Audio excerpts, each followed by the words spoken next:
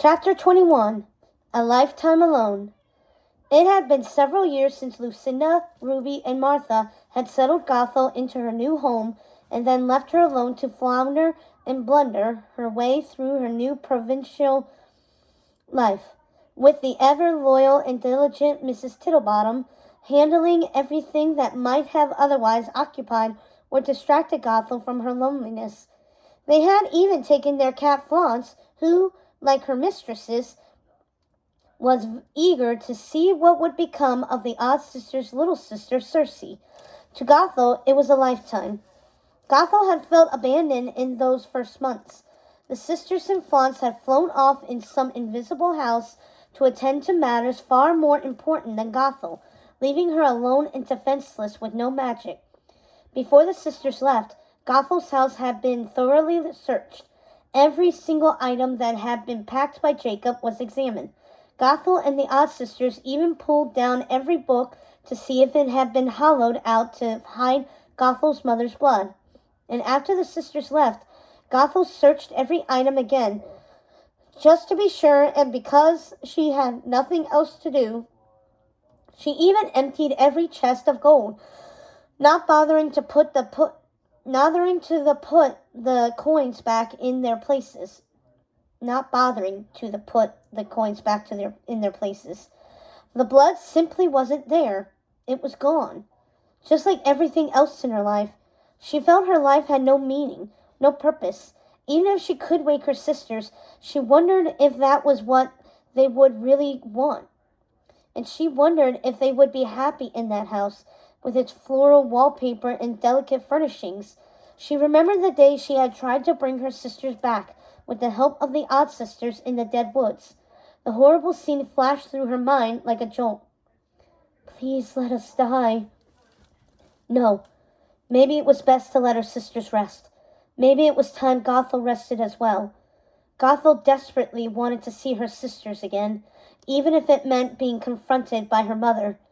There was nothing for her here, nothing but endless solitude, flower-patterned wallpaper, and something close to grief that she was not allowed to fully experience because the odd sisters had taken that from her also. In her solitude, she began to dislike the odd sisters. They refused to come no matter how many ravens she sent, begging them to return. Her memory of them became distorted. Her loneliness started to twist her mind. The longer they were away, and the more letters they sent to say they couldn't come to see her, the more her love for them diminished. She started to distrust them, almost hate them. The odd sisters started to come in and go out of focus in her mind, changing from the girls she had known in the dead forest, the friends and sisters she had grown to love, to these creatures she'd invented. She couldn't tell them apart anymore. When the odd sisters did take time to write her, their letters were singularly obsessed with trying to save that sister of theirs, that Circe, and she wondered if it wasn't all just lies. They sent endless letters about her, endless updates, flowery, poetic letters full of grief, worry, and love. Over the years, the tone of the letters started to change, becoming less coherent and more disjointed. They said they'd finally devised a way to bring their sister back, a difficult spell they'd been working on for many years. They promised they would return as soon as they could. Gothel continued to plead for them to come to her. Even in her distrust of them, she had no one else but them, and of course Miss Tittlebottom, who did her best to make Gothel happy. But no matter how Gothel pleaded with the odd sisters to return, there was always some reason they couldn't.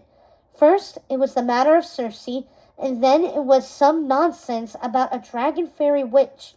It all sounded like twaddle to Gothel, like a fairy tale you told a child, and she started to wonder if Jacob had been right. She started to wonder if all this was their fault, and she wondered if her mother's vision had been correct. After all, her sisters hadn't become dreadfully ill until the odd sisters arrived for the solstice. It was as if they had appeared in the deadwoods right out of the ether. Under some pretense they were there to help, insisting they somehow knew Gothel needed them. Well, Now it all sounded like rubbish. All of it. She needed the odd sisters, and they were nowhere to be found. Everything concerning them seemed suspect to her now that she was old and ready to go into the mists. Now that there was nothing left for her in the world to love or care for. She hadn't bothered using the flower. There were deep lines around her eyes, and her hair was starting to turn silver. It was a blessing Mrs. Diddlebottom was far-sighted. She often remarked that Gothel had become a soft blur, though she still managed to bustle around the kitchen and tend to her duties. But Gothel could see herself clearly in her bedroom mirror and had come to the conclusion that she had to have been asleep for a very long time in the deadwoods, long enough for the entire landscape to change, long enough for the frightening tales of the Queen of the Dead to vanish and no longer inspire fear or respect, long enough for Gothel to age considerably without the help of the flower, and she was thankful. The older she was, the sooner she would die. Soon I will be done with this world I despise and mistrust. Soon my light will vanish like my sister's. Stop this nonsense, said Lucinda, swooping into Gothel's garden like a wild harpy. I won't have any such thoughts flooding your head. What? Said Gothel, looking at Lucinda with surprise. No, we can't have our little witch contemplating such foolishness, said Martha, joining her sister, hovering over Gothel. Yes, what would your sisters do if you left them? Said Ruby, also appearing out of nowhere. Gothel stared at the odd sisters, wondering if they were real. They don't quite fit in this setting, she thought. Then again, neither did she. Oh, I assure you we are real, said Lucinda, laughing. We are very real indeed. I can't believe you're actually here, said Gothel, not trusting her senses. Why do you look so old? Where's the flower? Why haven't you been using it? Said Lucinda. You haven't lost it, have you? Asked Ruby. No, it's still hidden among the yellow wildflowers, out there somewhere. She motioned to the field of wildflowers. Are you sure? Asked Ruby, fretting and trying to spot it among all the other yellow flowers. Yes, of course I am. Why? Do you want to take that from me as well?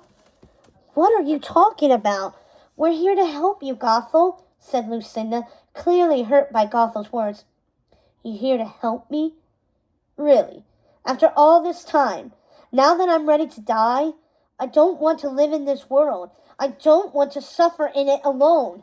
I can't have my sisters back, and I will never have my mother's magic. There's nothing to live for. Gothel, get up at once and come with us to the field. You will use the flower's magic to make yourself young again, and we will find a way to bring your sisters back. I promised we would help you, and we will. We have been fighting for our own sister's life.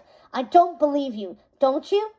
Would you believe me if I told you we put our lives at risk and scoured the ruins of your home in the Deadwoods to find your mother's blood? Asked Lucinda, her hand on her hip. You did? Yes, Gothel. We know we love you. Look, said Lucinda, holding a small glass vial of blood in the palm of her hand. This isn't my mother's blood. This isn't the right bottle. The original was broken. Most of it was spilled on the floor of the vault. I salvaged what I could and brought it straight to you. You have been on our minds all these years, Gothel. I'm sorry time moved slowly for you in this place. I'm sorry you let yourself wither away, but time works differently for us. We don't know why. Now please, take this blood, Gothel. Be the witch you're meant to be. Will it work? There's only one way to find out.